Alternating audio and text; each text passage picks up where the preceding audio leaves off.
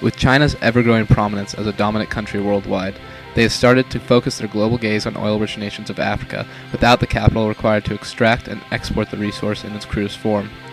Through monetary investments of government-run oil companies, they have opened up a slew of opportunities to develop as a nation. While they claim to be executing this with strong ethical intentions, many current events point in the opposite direction. Considering all 20 fingers and toes of China are deeply submerged in Sudan's economy, many have questioned their exponentially increasing role in Sudan and the Sudanese government's genocidal attempts to remain in control of the country's oil-rich land of Darfur.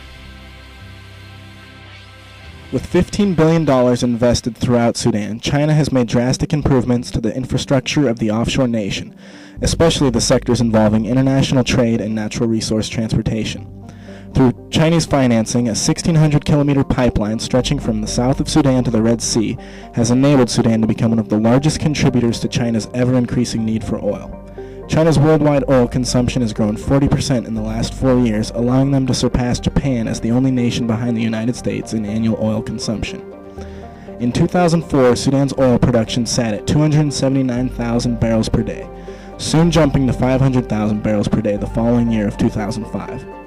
China solely accounts for 2/3 of Sudan's oil exports, which played a major role in boosting their annual GDP, a surprising 10% between the years of 2005 and 2006. China isn't the only country with peak interest of Sudan's oil.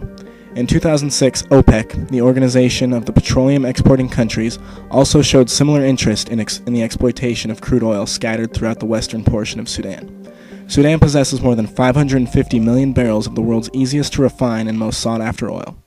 Sudan has shown interest in joining OPEC through discussions with Nigeria, OPEC's current president nation, and has sat in on a number of OPEC meetings as a guest country. This 11-nation organization currently accounts for over 40% of the world's oil production, which is expected to grow substantially due to a sudden decrease of oil production in non-OPEC exporters. With a combination of these two variables, this would give OPEC an unrealistic amount of control over the global market and the monetary value of oil. China has not only invested money into Sudan but also resources. This has enabled large growth in the areas of oil exploration, extraction, exportation, and refinement, something Sudan could never do before their sudden dependence on China. The resources affecting Sudan's growth vary, but the most apparent involve the development and implementation of information technology. China has workers relocating from their home nation across Sudan with the interest of developing their oil industry. In the capital city of Khartoum, 1/3 of the city's petroleum factory workers are from China. This has allowed for the overseas shipments of parts which will then be assembled into working machinery. As of September 2006, the China National Petroleum Corporation has been noticed for massive deliveries to fields owned and operated by CNPC themselves. Suspected delivery areas in and near Sudan have jumped dramatically in their daily oil production, with some locations quadrupling in daily production. These deliveries were reported by the Norwegian Council for Africa, who also stated that equipment shipped included land-based diesel-operated pumps and drills, along with technology that would allow CNPC to connect its fields to the main pipeline, sending crude oil to the Khartoum plant for refinement and then off to the port of Sudan. The report also estimated this sole investment cost $10 million. The industry portion of Sudan isn't the only sector of its nation gaining top-of-the-line improvements. The Sudanese military is also reaping the benefits of China's investments. In 2005, the same year China imported 6.6 million barrels of crude oil from Sudan, the country struck an arms deal totaling $80 million. This agreement included the purchase of the latest T-96 main battle tank and 8 pieces of equipment bought exclusively for the Sudanese Air Force.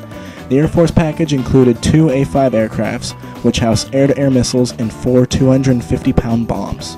The staple aircraft for the Sudanese Air Force is supplied by China and is notoriously used in the bombings of Darfurian villages. China has also shipped 90% of Sudan's small arms between the years of 2004 and 2006, making China one of the top 5 distributors of arms in the global market. The small arms dealt to Sudan include assault rifles, landmines, and the FN-6, which is a portable ground air missile, the most advanced of its kind to enter the international market. Many of the weapons supplied by China to the Sudanese military have been blamed for the atrocity that is the genocide in Darfur. The Islamic-based government, under the rule of Omar Hassan al-Bashir, who gained office through the control of a military coup in 1989, has been accused by the United Nations for fueling this incident. The military of Sudan has also been noticed for forming paramilitary groups with associations to known militia groups. In 2003, 2 Darfurian rebel groups asked for an end to economic marginalization. The government responded to this request with violence. By organizing joint attacks between the military and Islamic-based militias, they attacked the civilian towns of Darfur, leaving them in burning shambles. While al-Bashir denies such a thing, civilians found in refugee camps explicitly recall seeing a combination of Janjaweed militiamen and government troops on a number of occasions, which were then followed by air support attacks, causing the displacement of many soon-to-be refugees. Al-Bashir himself has talked down the severity of the Darfur conflict by shooting down testimonials of refugee camp workers, putting major restrictions on international media access, and has even made attempts to hide multiple records of mass grave tamperings. Al-Bashir has also denied his role and his government's role in the estimated 300,000 deaths of Darfurian natives dating back to 2003. The Janjaweed has been labeled a counterinsurgent group being deployed by al-Bashir's government to combat rebel forces. Musa Halil, the self-proclaimed leader of the Janjaweed, gave an interview with the Human Rights Watch in 2005, admitting to his group's ties with the political system. While denying his personal role in the attacks during the video, eyewitnesses have placed him in the market of Kebkabia twice, proclaiming his militia's great victories against the rebel forces. Halil was recently appointed as a special advisor to President Omar Hassan al-Bashir. A memo in 2004 was discovered informing the Sudanese military to overlook acts of minor violence committed by government paramilitary forces on civilians during political campaigns. These government-appointed acts of violence, according to relief agencies across Darfur, have blossomed into crimes committed on not only rebel forces, but civilians in the street, including women and children. These inhumane atrocities directed toward civilians have become a daily concern, involving rape, mass executions, castration, and the martyrdom of limbs being waved in the air claiming victory by militia forces. The outbreak of war in Darfur has caused over 2 million civilians to be displaced. These refugees need the basic necessities of food, clean water, and medical service. Because of China's permanent position as a UN Security Council member, the United Nations is unable to provide these types of services. Dream for Darfur is a coalition of public interest groups based out of New York City. Their goal is to raise public awareness of China's double standard of hosting the Olympic Games, a symbol of peace and unity between the global community while they're still sponsoring the genocide in Darfur.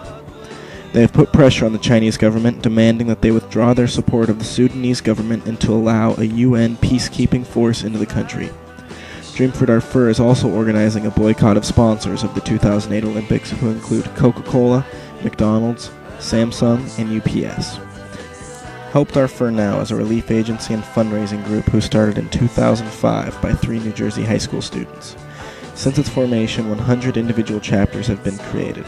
Their original goal was to raise $1,000 in aid for refugees in Darfur.